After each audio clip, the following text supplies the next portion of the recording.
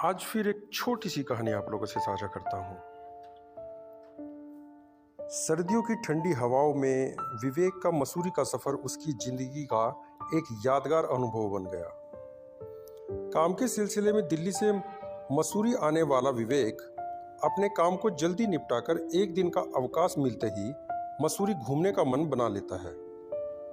अगले दिन जब वह माल रोड पर निकलता है तो उसे पता चलता है कि टैक्सियों की हड़ताल है। इस बीच एक ड्राइवर उसे टैक्सी साझा करने का प्रस्ताव देता है, जहां उसकी मुलाकात सानिया से होती है, जो लखनऊ से आई थी। रास्ते में दोनों धीरे धीरे बातचीत करते हुए एक दूसरे के बारे में जानने लगते हैं। ड्राइवर उन्हें धनोल्टी की खूबसूरत वादियों में चलने का सुझाव देता है, जिसे दोनों शहर स्वीकार करते हैं। रास्ते के रोमांचक मोड़ों और बर्फ से ढके पहाड़ों ने उनके सफ़र को और भी दिलचस्प बना दिया। सर्द हवाओं में गर्मा गर्म चाय का आनंद लेते हुए दोनों एक दूसरे के साथ समय बिताने लगे।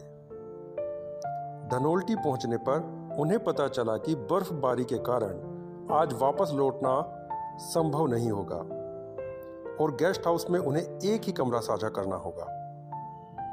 पहले तो दोनों इस पर झिझके, लेकिन परिस्थितियों को देखते हुए राजी हो गए। कमरे में रात के दौरान हुई हल्की बातचीत ने विवेक और सानिया को करीब ला दिया। विवेक को सानिया के संघर्षों का पता चला। उनके पिता अब नहीं हैं और उसकी माँ 3 बहनों की जिम्मेदारी संभालती है। सानिया मसूरी में एक इंटरव्यू के लिए आई थी, लेकिन जॉब की शर्तें उसे अनुकूल नहीं लग रही थी। विवेक ने उसे अपने कंपनी में वैकेंसी के बारे में बताया और मदद का प्रस्ताव रखा। इस प्रस्ताव ने सानिया को राहत दी और दोनों के बीच एक नया रिश्ता पनपने लगा। सर्द रात में एक कप कॉफी ने उनके बीच की दूरियों को और कम कर दिया।